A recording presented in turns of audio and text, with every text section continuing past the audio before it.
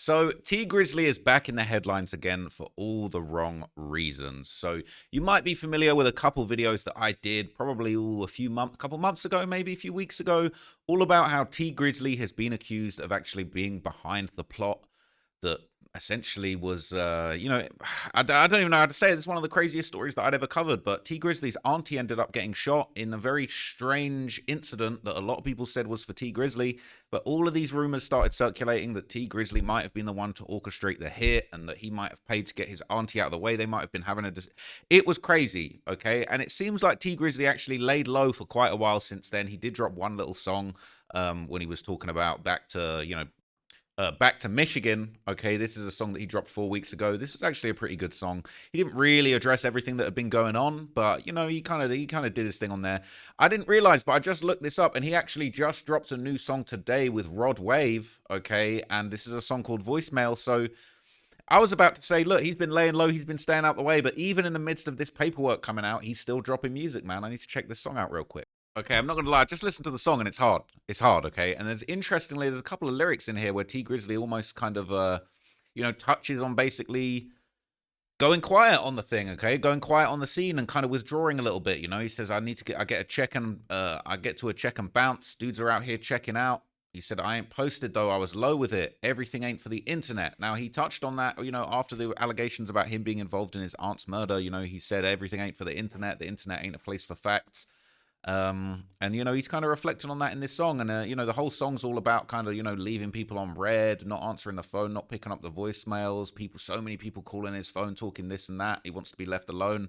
So it kind of makes a lot of sense talking about he can't get no sleep.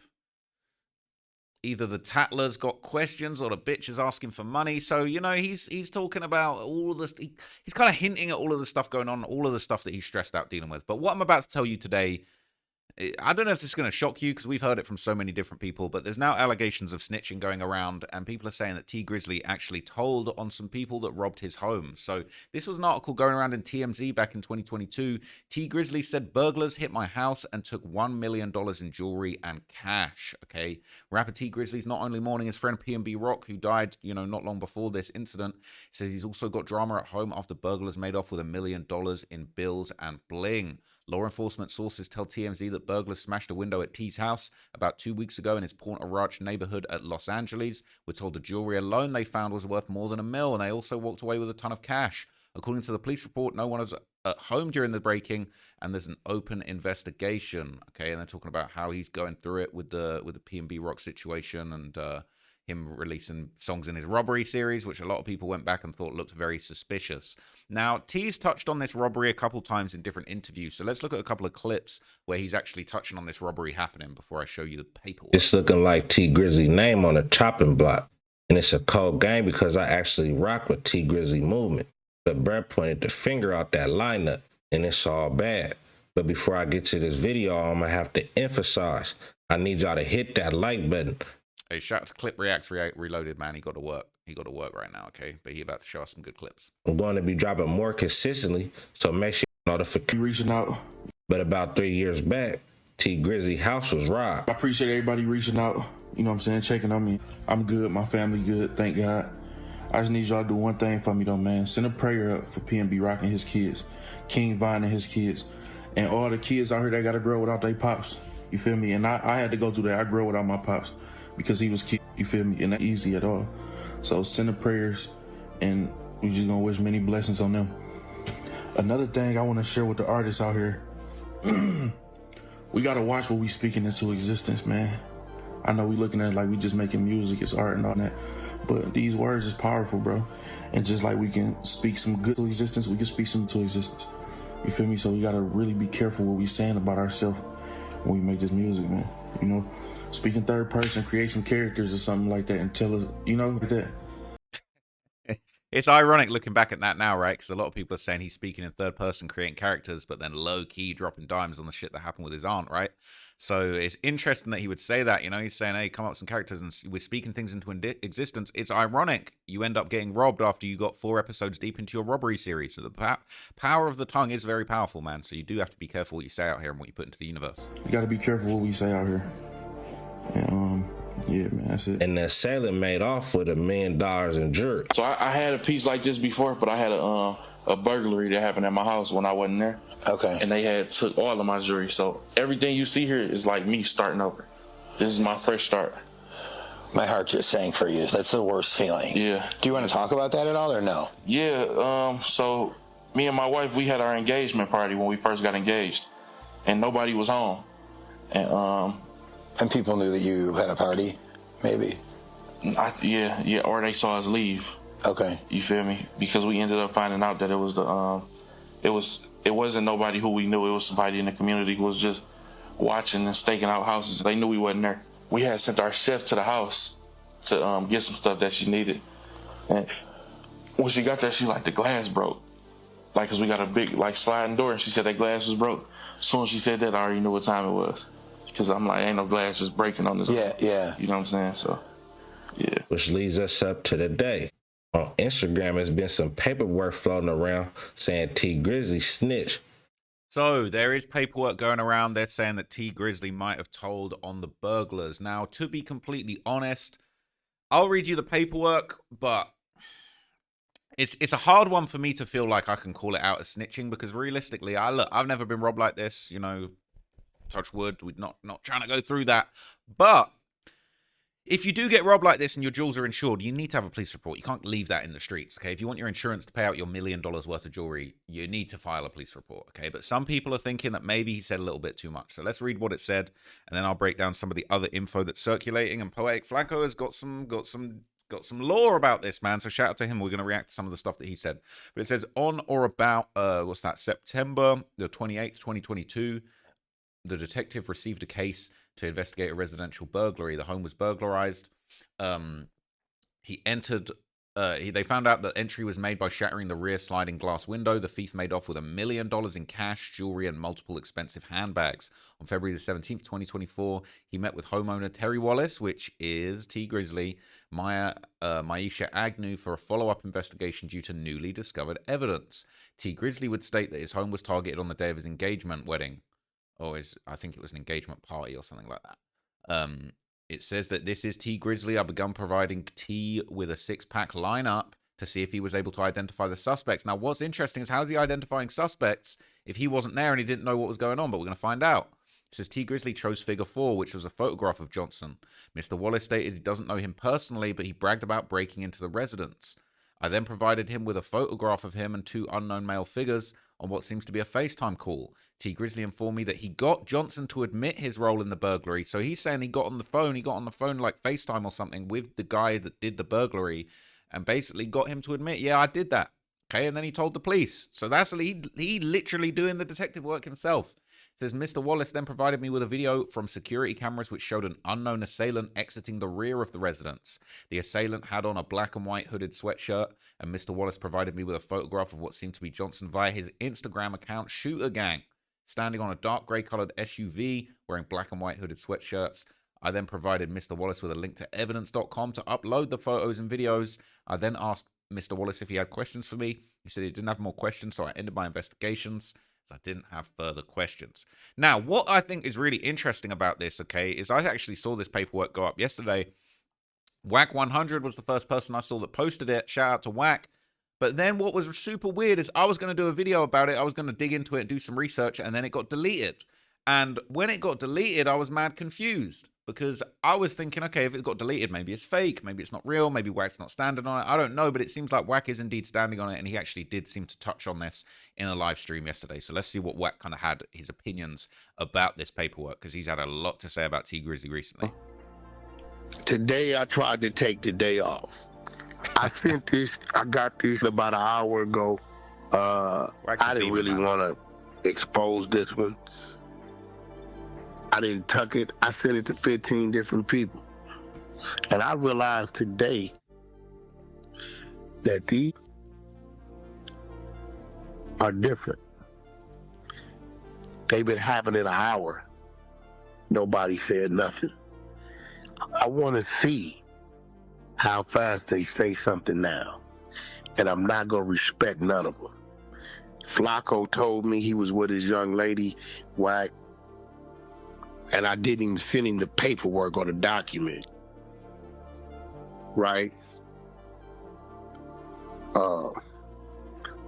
And 607 I just sent it while I was reading it. But the rest of you out here, a long list. Y'all know who got it. I don't want to hear nothing from y'all. But there you go. Seems that T Grizzly, when his home got broke in about a year or so ago. Bro, Wack didn't send this to me directly. I followed up. I said, where'd that paperwork go? He ain't hit me back, man. Wack, what's going on, bro? Why wasn't I on the exposures list? But anyway, we got something coming soon, man. But yeah, I didn't receive that paperwork. I was thinking it might have been fake because it got taken down, but apparently it's legit. And Wack was sending it to the, you know what I'm saying, to the exposers. I guess he pointed an individual out. I guess his individual, somebody that breathes, is pretty much kind of like let him know that and what. You know, that's how I go out here in these LA streets. But I'm warning y'all, everybody ain't playing gangster. Everybody ain't a gangster. So if you do something, you might want to keep it on a hush-hush, because everybody ain't going to get in the streets with you about it. So he's basically inferring, all right, you need to be careful with T Grizzly because he might talk. He might not take it to the streets. In some circumstances, he might take it to the streets. In other circumstances, he might get you on FaceTime to admit you did it and send it to investigators. That's what Wack's saying. Get what I'm saying? So there you go, T Grizzly. This is kind of one of the ones I wasn't too excited about. And right now, I just got sent T Grizzly's paperwork an hour and a half ago. I blasted out to everybody. I waited an hour. Nobody said nothing. And I had to come in here and I had to read the paperwork. I ain't gonna lie. This is some paperwork I didn't want to read. But everybody else was scared to read it. Baby shooter from Padre Avalon sitting in county jail, and he had his legal team send it to me. And I know how that is, waiting on the package, or can you bail me out, or can you go to my mom's house and tell them this? And yeah, I'll do that for you. So I sent it out. But he asked me. He didn't ask these other dudes. And when they didn't move, the least I could do was read it. Now, I could have went in the way I go in, but I'm not going in because I know T Grizzly. I wish this wouldn't be what it is. But it's a reality. It's a reality to the point that the Spy 100 has went and located the officer who wrote the report, Alan S. Hamilton, Deputy Chief. I know a lot of y'all don't know Spy 100. Me and Spy 100 came together the other day in Passions Road. We put some serious work in. So look, Wack has a whole bunch of spies, all right? He's literally, I've heard him talking about he's got dozens of spies. Now it sounds like he's got 100 spies, or maybe Spy 100 is just a super elite spy. But he's basically saying that he's even got in touch with the cop who wrote the report. All right, so they're in touch with absolutely everybody. They're saying that this baby shooter guy is actually sat down in jail right now for this burglary, and he's sending this paperwork out, trying to get it seen by people.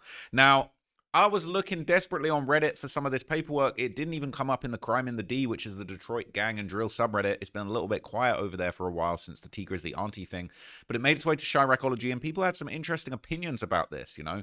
People, we're not going to have any Flacco slander in here, man. We're not going to have any Flacco slander in here. They're saying his legs are big enough to feed a pack of wolves, man. It's savage. But people are saying, look, the jewelry is probably insured. I'm sure you can't get your insurance without a police report. Also, is it really snitching if the other person is a thief? People saying you're absolutely right about the insurance. You ain't getting jack unless there's a police report and you cooperate with the police or they feel it could be insurance part. But the snitching part is funny. Once you declare yourself a street dude, you're not supposed to have any voluntary contact with the police according to the streets. So basically, T should have just taken the hit and got back in the streets. Crazy lol. Yeah, lose $1 million in jewelry and supposed to take it on the chin. Yeah, right. I totally agree with that, man. The street code is some of the dumbest set of rules that I've ever seen, okay? They want you to just suck it up and lose $1 million to the streets and keep it solid. Hell no, okay? But did he really need to get the guy on FaceTime and get him to admit it? That is a little bit policey. I'm not going to lie to you, okay? That's pretty smart. I ain't going to lie. If I get robbed, that's definitely what I'm trying to do. They're saying T definitely had to make a police report to collect on the insurance, but he went too far with cooperation. He didn't actually have to point someone out and give the police a recorded conversation. That's out of pocket. People are saying, I hate street culture so much. What the F you mean? I'm a snitch because I want my stuff back. All right? People are saying the paperwork looks fake. People are saying, why is this the only comment saying this? Look at the paperwork. It ain't believable at all. It's all typed up in Times New Roman font. Now, apparently it's harder for, people to get paperwork in California. I'm tired of this. I'm moving slow, man. But apparently it's harder to get paperwork in California, so perhaps that's the reason why. What's interesting, though, is the original poster is basically confirming it's real, and he's given some crazy backstory, saying far from fake, buddy, because before he cooperated, he put 50 bands on the guy's head and sent him his mom's address. He FaceTimed T Grizzly and his homies and tried to blame it on a different Crip set to throw him off, while T Grizzly secretly recorded the conversation. That dude got DP'd by his homie for blaming a set they're cool with, and sent the set he blamed an apology. It says he got booked because he wore the same hoodie and it was the same hoodie he burgled the crib in. on an Instagram post. Then T Grizzley told on him when the LAPD doubled back. I've been heard this years ago, and everyone told him provide the paperwork. When he finally provides the work, y'all talking about it looks fake. He's a taxpaying citizen. How do we know the cops ain't lying? T Grizzley ain't that important, gang, but nobody ain't paying their peoples from the county jail to make up paperwork on T Grizzley of all people. He says, why does everyone bend the rules for snitching and try and use logic? No snitching already isn't the most logical, but they signed up for it. Street dudes agree that they ain't cooperating with the police. Then when they do, y'all move the goalposts, okay? People saying it wasn't even a robbery, this was a burglary. That's not street stuff, okay? People saying, nah, I watched the whole video. I don't really care about this rapper stuff, but you can't lie, T Grizzley a rat. Yes, dudes broke into your home and stole stuff. If it's insured, you have to make a police report to get your money back, which is a no-brainer. Get your money back. But the full context is, though, T put a bag on the dude's head and was threatening his mom, and then you brought it to the street, and then you turned it criminal and still told in the police report this is some real rat stuff. But other people are saying it's not ratting. You got to make a police report to get your stuff back from the insurance and all of that, okay? But interestingly, okay, Poetic Flacco made a video about this, all right? He had the work, okay? He had some stuff that I couldn't find. So he basically broke it down, and he had some clips from the alleged person himself on the phone, low-key admitting to being part of this thing, man. Check this out. Not the fat D-Mac, or not the fat D-Mac. His name D-Mac, though. It's not the fat one, though. I know, the skinny one that be getting to the money? Yeah. The chopper one that be. Yeah, that's the other nigga. That's the other little nigga. It's like 4 or 5 in it on that shit. Besides the other nigga, besides the nigga that I sent y'all that put the whole play together. That fuck with them niggas. Crew, bro. You feel me? You ain't hear this from me, bro. You ain't hear this from me, all right? Yeah, you ain't gotta worry about that. All right. All right. It's Nick. It's my cousin from schoolyard, bro. Boom. Mexican niggas from Great. And 2 niggas, boom. They all get money together. They all fuck around, kicking around. You feel me? Boom.